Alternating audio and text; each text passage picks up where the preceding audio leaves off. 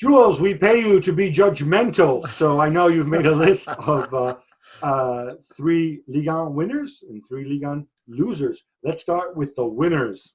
Let's go with the winners because, of course, our season having ended, I was able to do my, season review and pick my best player of the season, all of that. So my winners, well, the first one has to be Wassim Ben Yedder, who for me, he's the Ligue 1 player of the year. He was fantastic for his return to France, scored 18 goals, narrowly missing out, as we explained on the pod, on the Golden Boot in France that was given to Kylian Mbappe. But he was outstanding for Monaco, not just the goals he scored, but the influence he had, the leadership, also some assists, his partnership with Islam Slimani at some point, really bailing out that team that was struggling for most of the season. It's a shame that he didn't manage to take them into Europe, and I don't know what's going to happen in the summer for him. Monaco might have to sell him, but if they don't, they will certainly build the team for next season around him, because he showed again he was a fantastic talent, and I'm so glad that he came back home. And by the way, he's Paris born and bred like me. So I knew that. I knew it was coming. He's a Paris boy. What else you got?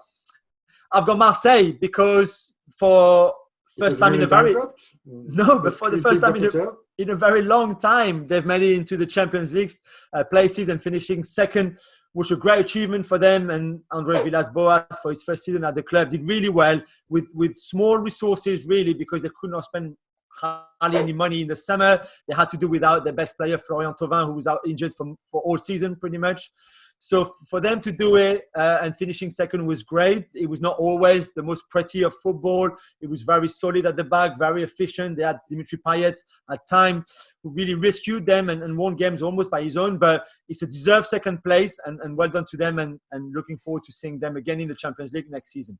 We down with AVB. Yeah, AVB, and from AVB to another manager, and it would be my last winner for this season. It has to be Thomas Tuchel, because he knew surely at some point that unless something big happened, he would be out of the door, unless they won the Champions League, I guess. But even that, I'm not sure would have saved him.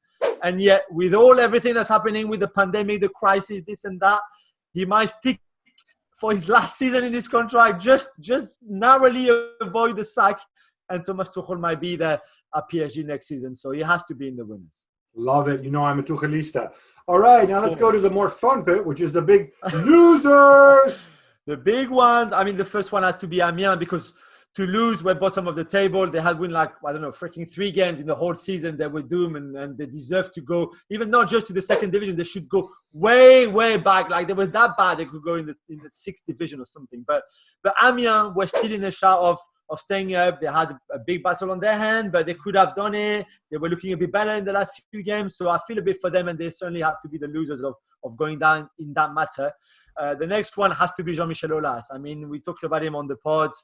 He's trying hard. He's really trying hard. And you can't, I guess, blame him for trying, but it's a lost cause. Him trying to overturn the decision, remember he came up with those silly playoff ideas and 3 phases where you could compete for winning the league and Europe and compete for going down and stuff like that, trying to save his club. But it wasn't silly. I know. Lyon were dreadful this season. He was dreadful by picking Silvinho first and then Rudy Garcia.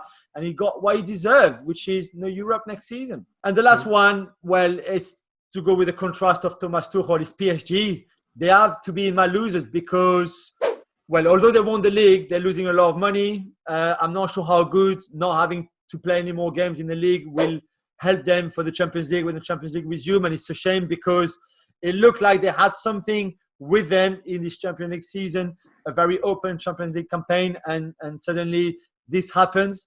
And also because, well, they might have to keep Thomas Tuchel. So for all those reasons, unfortunately, they have to be the losers of the season as well. Well, thank you very much for watching ESPN on YouTube. For more sports highlights and analysis, be sure to download the ESPN app. And for live streaming, premium content, and let's not forget as well, ESPN FC 7 days a week. Subscribe to ESPN+.